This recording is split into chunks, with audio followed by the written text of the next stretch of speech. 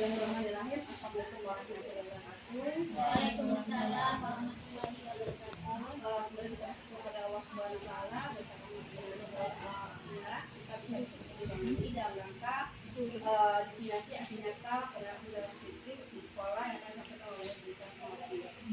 Salam dan salam serta penerusnya kita kirimkan bagi kita Nabi Muhammad SAW.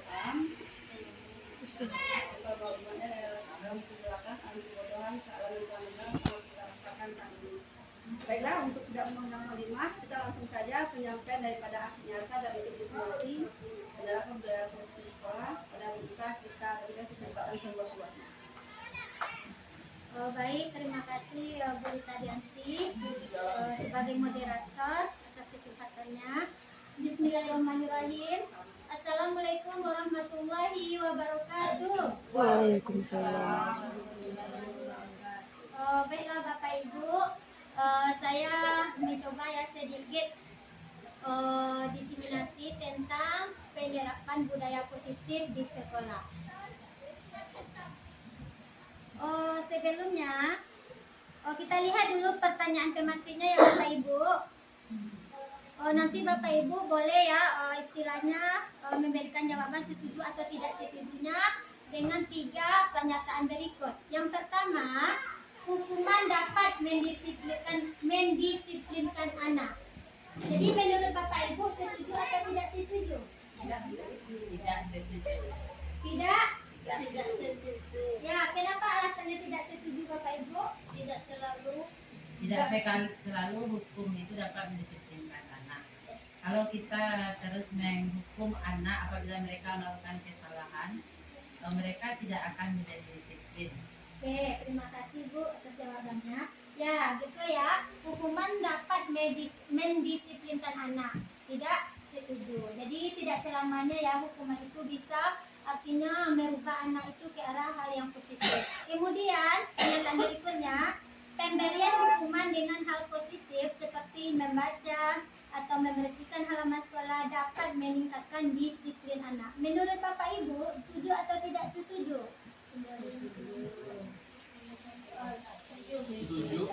Setuju ya? Kenapa Bapak Ibu setuju? Ya, kalau kita mengatakan hal yang positif di baca itu akan menambah wawasan anak. Ya. Yang pertama. Yang kedua akan meningkatkan kemampuan kecepatan mereka dalam baca.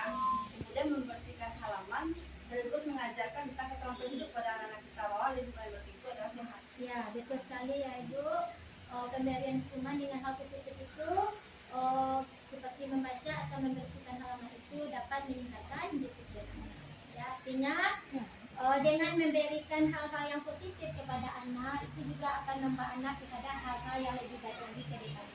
Selanjutnya, memberi penghargaan dapat meningkatkan motivasi belajar anak. Setuju atau tidak setuju Bapak Ibu? Tidak setuju. Kenapa tidak setuju? Silakan Bapak. Silakan Pak. Tidak setuju karena pemberian hadiah itu tidak menjamin anak itu termotivasi. Memang motivasi itu sebenarnya memunculkan motivasi anak itu secara intrinsik dalam bukan dari luar. Ya, terima kasih Pak, betul sekali. Jadi sebenarnya motivasi yang bagus itu adalah yang datang dari dalam diri individu ya Bapak Ibu, atau motivasi intrinsik atau internal. Kenapa? Karena itu akan lebih jauh merubah diri anak tadi dibandingkan dari motivasi eksternal atau mendapatkan hadiah dari orang lain. Oke, lanjut Bapak Ibu. Kemudian kita lanjut disiplin positif dan nilai-nilai kebajikan universal. Apa makna disiplin di sini? Jadi disiplin berasal dari bahasa Latin disciplina, artinya belajar. Bapak Ibu, sekarang kita lanjut segitiga restitusi. Ya, dalam segitiga restitusi harus ada 3 hal ini. Yang pertama, menstabilkan identitas, kemudian validasi kebutuhan, terakhir menanyakan keyakinan.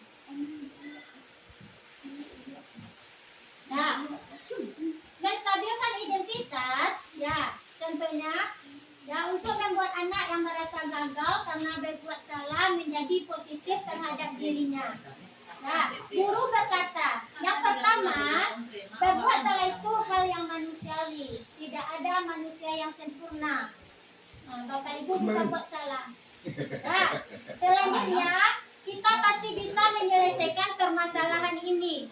Nah, Bapak Ibu tidak tertarik untuk mencari tahu siapa yang benar, siapa yang salah. Bapak Ibu lebih tertarik untuk menyelesaikan masalah. Jadi di sini bukan istilahnya mencari kebenaran, tapi meyakinkan siswa bagaimana dia tahu dengan kesalahan yang telah diperbuat. Yang selanjutnya, Besok apa Pak? Mas terus Pak? Terima kasih lah. Refleksi ya. terakhir refleksi. Hal baru apa yang mengubah paradigma yang saya dapatkan? Kemudian perasaan apa yang muncul selama mengikuti sesi ini, khususnya mengenai makna disiplin dan motivasi intrinsik. Selanjutnya, peran Among seperti apakah yang saya telah lakukan selama mengikuti disimulasi ini? Terakhir, saya akan menjadi Among yang seperti apakah setelah mengikuti disimulasi ini. Mungkin itu ya Bapak Ibu, diseminasi saya pada siang hari ini. Kalau ada kesalahan saya mohon maaf. Astagfirul khairat. Assalamualaikum warahmatullahi wabarakatuh. Terima kasih atas penyampaian dari simulasi itu. Mudah-mudahan apa yang disampaikan oleh kita memberikan manfaat bagi kita semua. Dan marilah bersama-sama kita berkolaborasi dalam belum merdeka dalam menerapkan budaya disiplin di sekolah kita maupun di kelas kita masing-masing. Katakan, wabillahi taufiq. Assalamualaikum warahmatullahi wabarakatuh. Waalaikumsalam.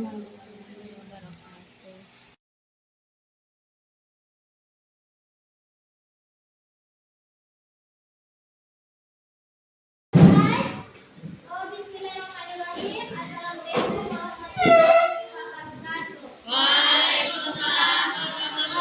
wabarakatuh.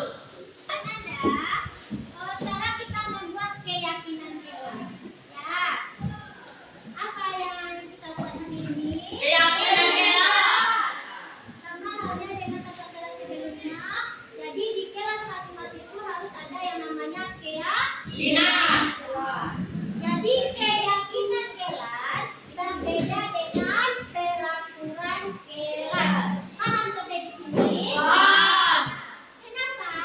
Kalau keyakinan kelas Ananda itu terjadi kesepakatan antara guru dengan peserta didik. Itu dinamakan keyakinan.